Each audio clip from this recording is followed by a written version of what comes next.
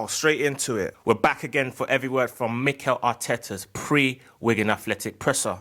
The FA Cup fourth round is upon us, and ahead of facing Wigan Athletic, Mikel Arteta spoke with the press. Mikel looked ahead to the clash against the Latics, what the FA Cup means to him, and much more.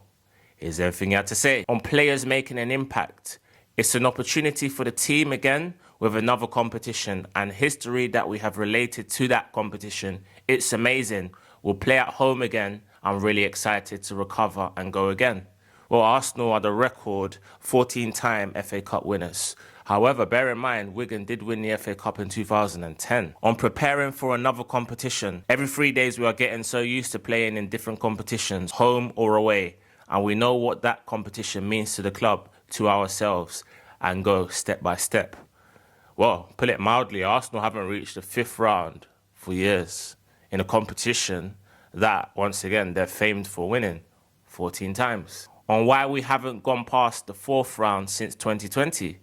We haven't been good enough on that day, and when you come to a competition, you have to be excellent on the day, and the rest, the shirt that you have to wear or the badge that you wear, is irrelevant. So we're going to have to prove that against Wigan again on Sunday.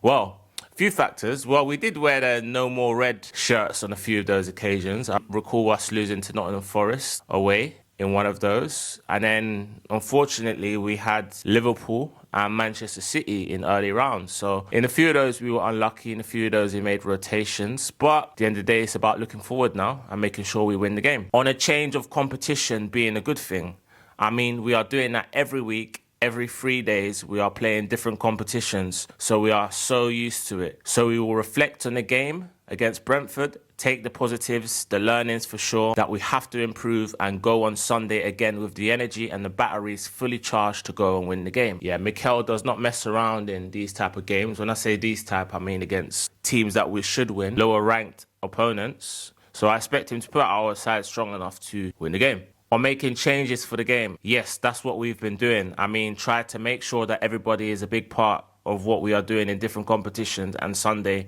will be the same. Well, at least there's no waffle there. We all know he's going to change the team. We expect to see people like Kepa, Norgard, et al. Take to the field. Hello and welcome to Hybrid, powered by chinkseyMEDIA. We're back again for every word from Mikel Arteta's post Wigan presser. 4 goals in the first 30 minutes helped us reach the fifth round of the FA Cup, and after the match, Mikel Arteta spoke to the press. Noni Madueke, Gabriel Martinelli, Gabriel Jesus, and an own goal steered us into the last 16 against Wigan Athletic. Here's everything Mikel had to say following the win at the Emirates Stadium.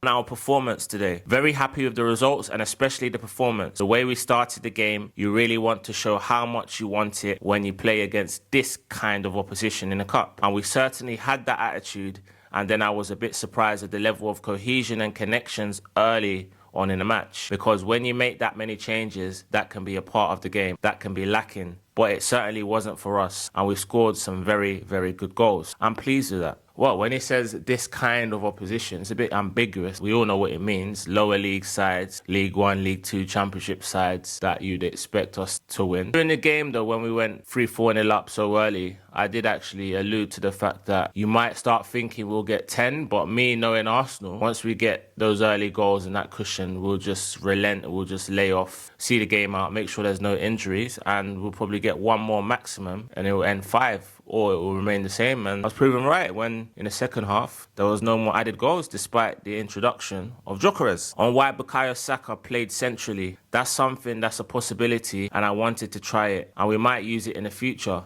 There are still so many games, competitions and different scenarios to play in this season, and that's a possibility that we have. Well, it's an interesting one because obviously Myles Lewis-Skelly was going to play in midfield, which was a shock, but not so much because of the opposition that we're playing against. I'd like to kind of alter my statement in saying Myles Lewis-Skelly won't play in midfield against any kind of top-level opposition, not for the foreseeable future anyway. And Mikel Arteta himself said that in a few press conferences. On Calafiori's fitness, him and Ben White are the only doubts. We have to wait and see in the next 48 hours how things develop. yeah, I guess we'll find out whether they will start against Wolves. On bringing on our goalkeeper, Tommy Setford, I think everybody has to feel that he's got a chance. And even if there are players, one of them would be Tommy for his attitude and the way he helps everybody every single day. So if we have a chance to play him in some minutes, we have to try to do it. I think he was very happy. Let's have it right. Tommy Setford isn't going to make it at Arsenal, and that's no disrespect to him. It's just me being probably a little bit too honest. On what Saka can offer in a central position. Well, he's more central, he's closer to the goal. It's a bit more difficult for the opponent to get his reference constantly. He can interchange positions with a wide player as well, and he's so good at picking those spaces. When he's there, he can really hurt you with the ball. Well, I mean, that's the dilemma that Noni Madueke's recent form has caused the manager. It's the fact that Noni Madueke can only play in one position, which is the right wing, but he plays that really well, especially when he's on song. But the issue is Bukayo Saka is now fully fit, so you can't use the excuse of him being injured or not match fit to start him. And we all know that Bukayo is Mikel's go-to guy and favourite player, man in the squad, alongside Kai Havertz and the captain, Martin Odegaard. On the squad cohesion, no, I wasn't surprised with Bukayo in particular. There were a lot of them and most of them haven't played that much together, so that's not easy. But some of the goals were exactly what we wanted to do. Well, let's replicate that in the tougher games, the Premier League games coming up. On Myles Lewis-Skelly's performance, no, that was another learning moment, and I always tell them, be ready. Because in the role that you have, you can change any minute, and Bukayo had to be ready, and he was made aware of that very, very, very, very late. But you need to understand the position, you need to understand the global intentions of the team, and if you do that, then you can perform, and I think he might have had a really good game. The global intentions of the team. That's a new one from Mikel. I love that. Bukayo Saka definitely has it in him to play centrally, just the way he plays. It'll be interesting to see if Noni Madueke continues his rich vein of form, how the manager can integrate Noni and Bukayo in the team, especially if Kai Havertz returns, which we do expect. On Eberechi Eze's involvement in the goals today, yes, some superb balls and his intentions. I think the risks that he took in the final third, the amount of shots that he tried to take as well, I think that's really positive, and that's what we want from him. Yeah, Eberechi Eze is at his best when he has space to run into, when he can dribble with the ball, when he can slot people in, and when he can take shots. People underestimate his shooting accuracy and how good he usually is when he has an opportunity to shoot. Just look at the goals he scored against Tottenham for reference. On whether Eze will have a big role to play, yes, he's already playing a big role and he's played a lot of games for us and he will continue to do that. Okay, that was relatively blunt,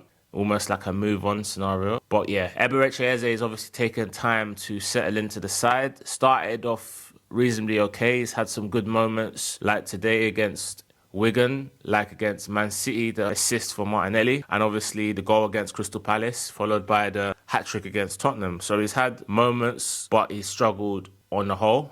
But I just think it's him coming into a new team, a new type of team, a new system with a regimented clockwork kind of style of playing. And he's just trying to find his role in the team, and it's going to take him some time to assimilate into this new style of play. On what this game can give Eze's confidence, that's what those players need. Those moments, and especially when we talk about the creative players, they need to feel that they are producing those moments, and I am very happy with that. Very happy with Gabri as well. The run that he made, the timing of that, and then the finish in action, really, really positive.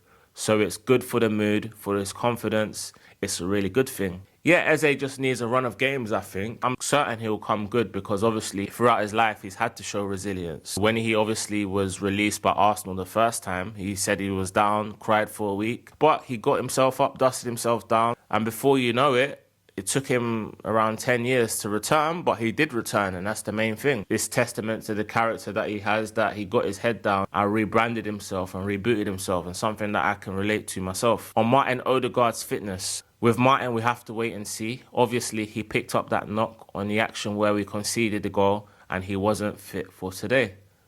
Okay, but Martin's injury has given Eberechi Eze an opportunity to start, especially with Kai Havertz also injured. But the only question is, when the three of them are all fit and raring to go, does Martin Odegaard even get in the team? And I think not. On the injuries adding up recently, yes, and especially because we are going through. Before it was the strikers, then it was the defenders, now it's the midfielders.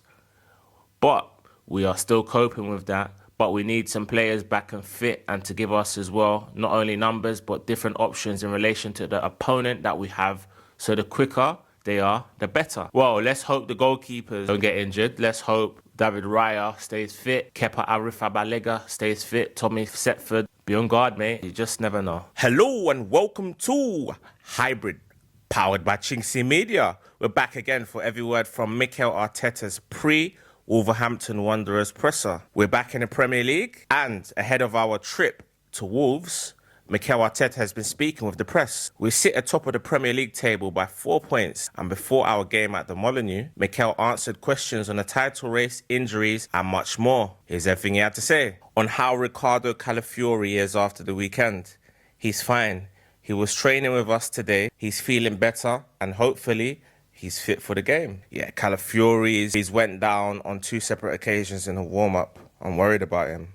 We need to get him back fully fit and raring to go, because when he's fit, he's our first choice left back for sure. And that's no disrespect to Piero Hincapié or Myles Lewis-Skelly. Ben White coming off against Wigan Athletic. It was just a bit of fatigue. Obviously, he did a lot in the game, and by the end of it, he was feeling a bit of tightness in the hamstring. But he's fine. I'm sure he'll be fine. Obviously, we've got Julian Timber, first choice right back. So whenever Ben White comes in, he's got to do the most he can to impress and show that he's worthy of a place in the squad, which is brimming with quality. On if Odegaard is back in the mix, no.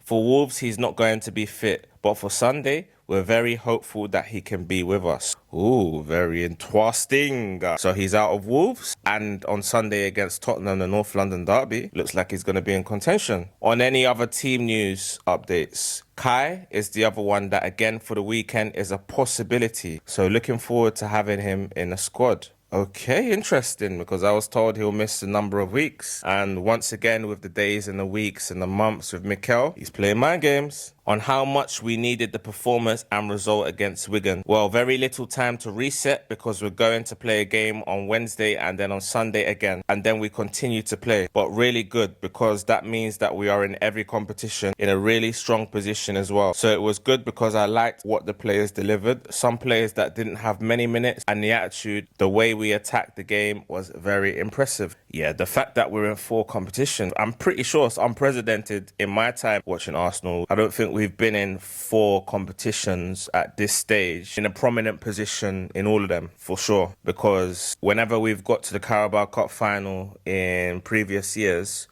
we were never in such a strong position in the league and the FA Cup and Champions League. Well, that means we're playing every 3-4 days, should I say. But it also means we've got the most to lose. And don't forget, Manchester City can also do the quadruple on being able to enjoy and relish it. The position that we are in is a privilege, and we take it because we have earned it. And for so long, 7.5 months is a long time to every single day do the right things and perform at the level that we are performing to get where we are. So we need to embrace that. Tomorrow, we know we're going to play a really difficult match against them. Our recent past with them showed how tough it was to actually win the 3 points. I know Rob Edwards really well and how he sets his teams out, and it's going to be a tough test. Yeah, I mean, Wolves obviously having 9 points. The worst team in Premier League history statistically remains Derby, who had a measly 11 points. Wolves know that 3 draws take them beyond Derby, or 1 win will take them beyond Derby. They know they're down. In about 3 or 4 weeks, it will be confirmed mathematically. But they have 11, 12 opportunities to get that 1 win. They need to avoid being the worst team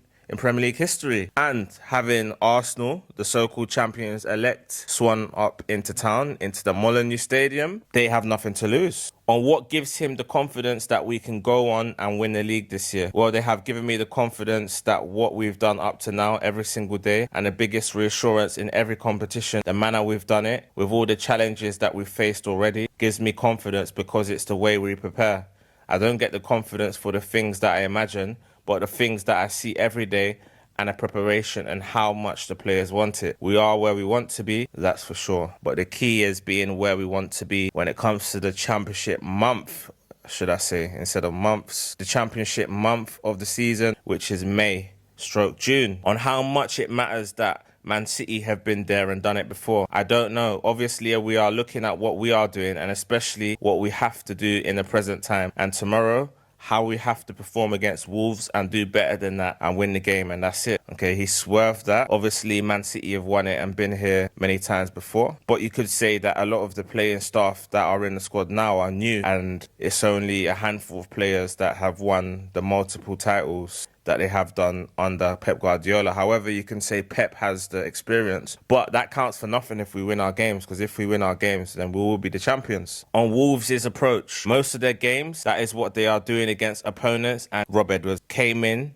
a really difficult moment for the club. And I know how he feels about the club and the way he works, and it's going to be very tough. If we do the things that we do really well, we have a big chance to win the game, and we need to play as well with that purpose and confidence. Yeah, as I've said before, obviously Mikel Arteta and Rob Edwards are close friends. They have each other's numbers. I think they did their coaching badges together. Rob Edwards, former Luton manager, he went to Middlesbrough, got Middlesbrough to a good situation, and then decided to take the Wolves job for some reason when it looked like they were consigned and condemned to relegation. They are going to be relegated, and Rob Edwards will be the manager as they go down. But I guess it was probably always the plan for him to return to the club he used to captain. From their point of view, hopefully bring them back up next season, although it looks like Middlesbrough will swap positions with them, which makes his decision to join them even more bizarre. On trying to keep Merino included around the squad during his recovery, there is a time for everything, because it's what we want as a team and what the players and the families as well need at some point. So it's a long-term injury, so he's with us now and very involved with us in every meeting at the moment. Then he's going to have a period as well, because the injury requires, and I think the body demands and the mind demands as well, some time in a different part of the world next to his family, and then he will be back with us for the end of the season. Yeah, I mean, he did the same thing with Saka, where he essentially pushed Saka to go on holiday.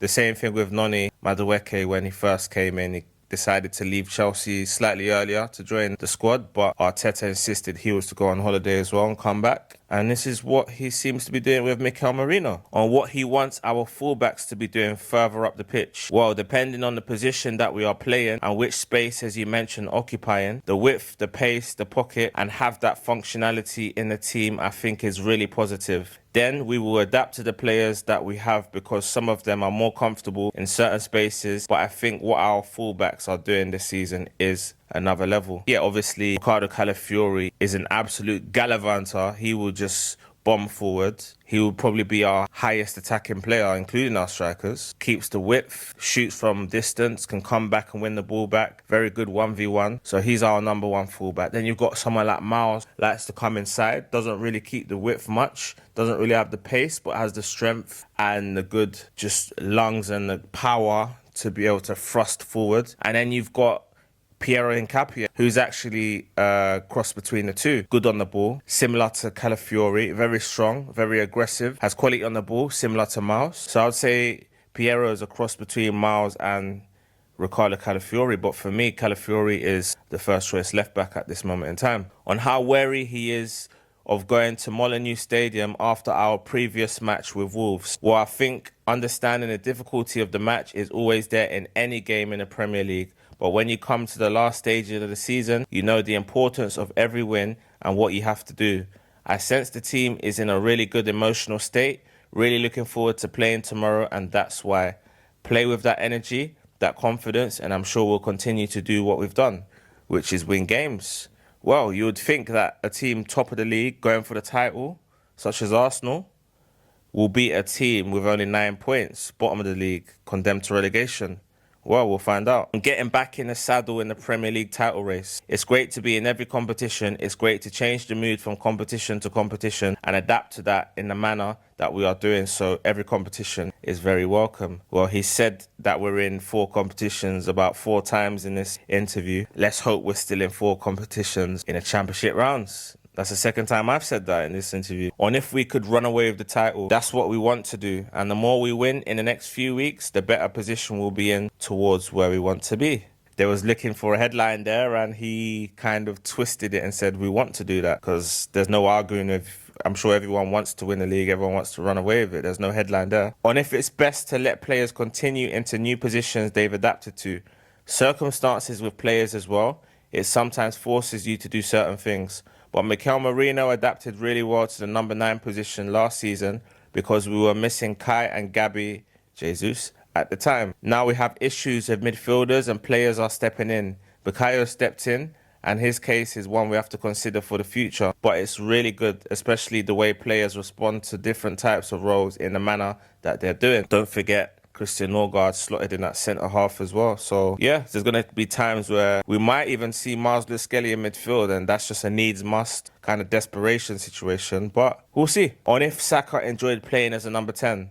I think he does, and everything that brings a challenge to him, anything where he needs to prove something, that ticks something in him, and I think that's a positive. Yeah, whenever Bukayo Saka has a challenge, he usually knocks it out of the park, and I'm sure he will continue to thrive as a number 10, and that allows Noni Madueke to thrive in the only position that he can play in. Forget playing on the left wing, he can't play there. On the relationship between Saka and Madueke, this morning we had another one.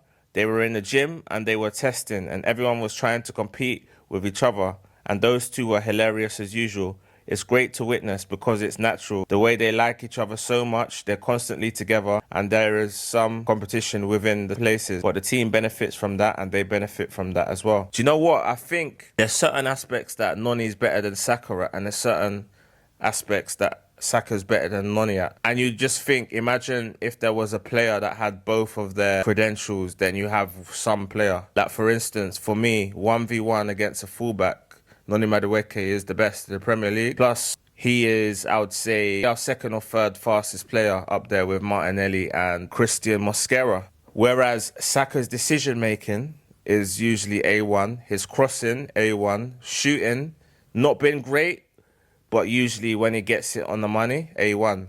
So those kind of aspects of both players, characteristics, it means that we're well stocked on the right wing. On if the chemistry between them can have a positive impact on the pitch. It always does. Anyone who has played sports or worked with people in teams or those environments that you are willing to see, it's much better in the morning with someone when you don't even want to look at their face. So it's very pleasant. They enjoy the company and get along really well. It's interesting because I've speculated that Bukayo Saka and Victor Gyökeres, that dynamic is off. On if the chemistry between them can have a positive impact on the pitch. On if we spoke to Saka before bringing Madueke in. Yes, I did. I spoke especially with the England boys who knew him really well. Some of them had Noni in their academy as well, because it's really important to find out a player's trajectory from the players and coaches who have experienced him. Yep. Noni Madueke, great attitude, great talent. Now it's just about getting that consistency in a run of games and showing it on a weekly basis. On the challenge of players going in for impact moments after returning from injury, it's really difficult to replicate the actual action a player doesn't want to replicate for an injury as well, especially for those long-term injuries. It's tricky. Some have to happen naturally, and the more you have players around, the more unexpected things happen. When you get through it, almost without realizing, that for me is the best way. Well, I mean, we've obviously had a few players that have had long-term injuries. Jesus, Odegaard, Kai Havertz, to name but a few. And obviously Mikel Merino will probably come back in April or May. So it's just important that we keep them fit and keep the players on their toes that they're challenging for spots with. On if players can lose a yard of pace and recover it after a muscular injury. It depends on the injury.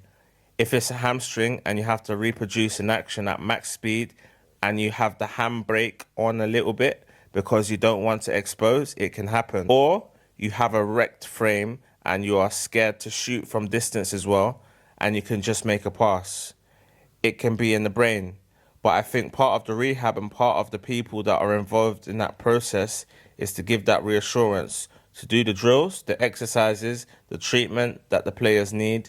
So when they are there, they are 100% able to do the action when the game requires it. It's funny he mentioned the word handbrake, because that was a buzzword that's thrown around every time Arsenal don't win a particular game. But the fact that he said also players might be scared to shoot from range, I wonder if he's inferring or referring to Odegaard, because last season his shooting was off the boil. On suffering too many injuries during pre-match warm-ups, big time, they were very different. The first one was with Willow when he rolled his ankle against Liverpool. Then we had two incidents with Ricky in the warm-up in a really similar way. And then one with Bukayo after he rested on midweek and didn't play against Kairat Almaty and then against Leeds. He had that incident, very unusual. Probably happened once or twice, I think, in 6 years that I've been here, and it happened 4 times there. So obviously we are looking into it. On the Willow one, it's one that's very difficult to see. Sometimes you want to try and test the player before making sure that he's ready, and the warm-up is another opportunity to do that.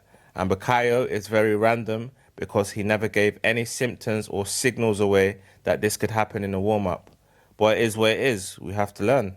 Well, interesting, he didn't mention or describe the Riccardo Calafiori one, which has happened twice. But it just goes to show that we need to take more than our customary 18 players, 11 starters and 7 subs. Clearly, there's a likelihood of a player breaking down in a warm-up. So some people that are in the stands or with the squad as a whole, but not in the squad, need to be on their toes perhaps. On if it changes how we approach matches in case this happens. Yes, I can feel it in my body. I'm more aware of it. So in the office at the moment, I hear my door and somebody is stepping in and I'm like, no, please. Because it's a moment that is very tricky. When you change Ricky for Bukayo, you have to change a lot of things within the game, plan positions, a lot of things that are different, and you have 2 minutes to do that. So yes, it makes you a better coach because you have to be what if. And there are more and more what ifs just before the game and then a lot during the game.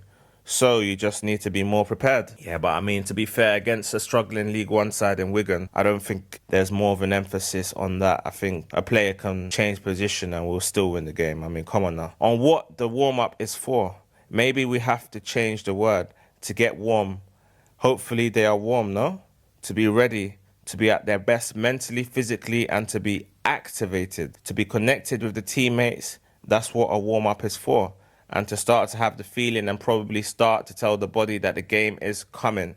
The adrenaline is going to start to pick up. The testosterone has to be in the right spots and you're ready to compete. Yeah, I mean, it's almost like a battle to not get injured at this stage. 4 injuries in a warm-up in, let's say, probably the last 20 games or so is ridiculous. On if we have a regimented warm-up for every game. No, we have, I mean, I was a player as well. And we like sets and routines, and that's the way you tell your body as well. It's coming, it's coming, it's coming. And to change that sometimes is tricky. It's a really good area to have a look at what will happen if we don't do the warm-up. Because then at half-time, we go at half-time and we sit for almost 15 minutes, and then we go full gas again in the second half. So yes, maybe something to think about. Yeah, but even if they do something, it won't be this season, will it? It will have to be at the end of the season, at best. But it won't happen. On this game against Wolves having been rescheduled at short notice, it's done.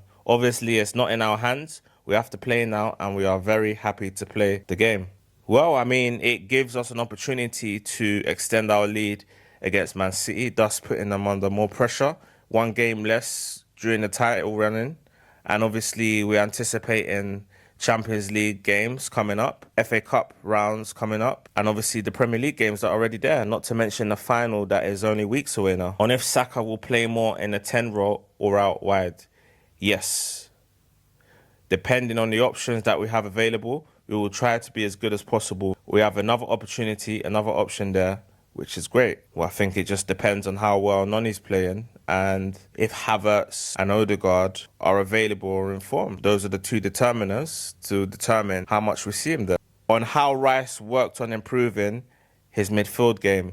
With every player, we have certain targets and things that we want to develop in the games, especially that can give huge value to the team. And that's one of the areas with Declan that we need to continue to do that, because he can be such a threat from every angle, any position, to damage and hurt the opposition. I think with someone like Declan Rice, you can easily get 10 goals and 10 assists every season to add to his defensive attributes, which have always been there. His tackling, his energy, his thrust, his power, his leadership. All of that encompasses the best midfielder in the world playing for Arsenal. Hello and welcome to Hybrid, powered by chinkseyMEDIA. We're back again for every word from Mikel Arteta's post-Wolverhampton Wanderers presser. After seeing us let a 2-goal lead slip away in our 2-2 draw at Wolves, Mikel Arteta answered questions from the media in the Molineux press room. Here's everything he had to say on his reaction to the result.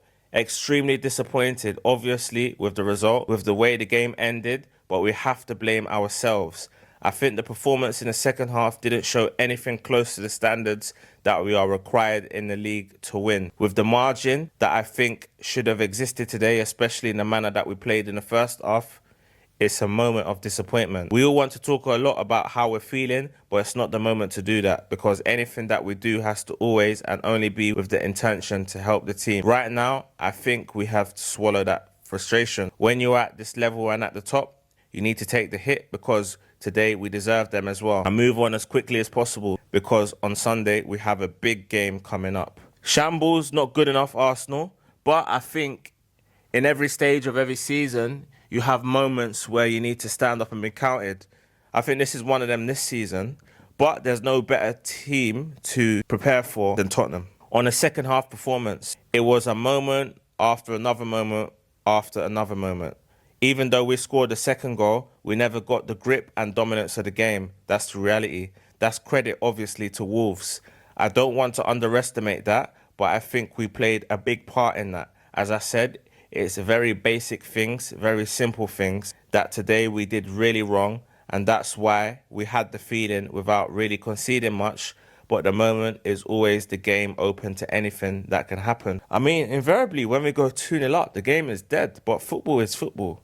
Once a team gets that one, it's always back in a precarious state. On a team's mentality under pressure, I think any question, any criticism, any opinion, you have to take it on the chin today. I think that's it. Any hit, any bullet, take it, because we didn't perform at that level that is required. Anything that anybody says can be right because we didn't do what we had to do. The way to do it is on the pitch on Sunday, in a great opportunity that we have. We've always done it, but you're as strong if you show it the next time you do it. To talk and say it here, it's simple, and we have to do it on the pitch. We do, like I said, there's only one way to get this game out of our system, and that's to beat Tottenham on Sunday. On our supporters' feeling after the result, the more they can be with the players, the better. And I'm going to be the first one to be very close to them, because this is nothing to do with attitude or desire. It's completely the opposite. It's part of football. Whatever could have gone wrong today, it went wrong, because when you look at the way we conceded the 2 goals without really conceding in any other situation, it's very rare. But it happened, and it happened for a reason, and we need to react to that. Football's not an exact science. On managing emotions in the game, if I ask them what we have to do now, what the game requires, they know it. But we weren't able to do it throughout the game, and it was in various sequences and a lot of times as well. That's what we have to do better. But we didn't do it, and that's the reality. Once again, Tottenham, Sunday, win. On teams weaponising pressure against Arsenal, that's an obvious thing. If you're at the top and you have to win, you have to win and win and win. That's nothing new. Everything will be like this from the first game when you play Arsenal. Well, Tottenham will have nothing to lose when we play them. They know that a draw is almost like a win, because it dents our title hopes, and it also gives them another point in their quest to avoid relegation. On picking up the players for the next game, I think we need to go through the pain, and you need to go through that looking in the mirror and understanding what the game requires now. And the next action is on Sunday. That's it. Anything that we say from here today is fine, but we need to keep all that in our tummies to show it on Sunday. That's what we have to do. It's simple. It's not hard. Just beat Tottenham and everything will be fine.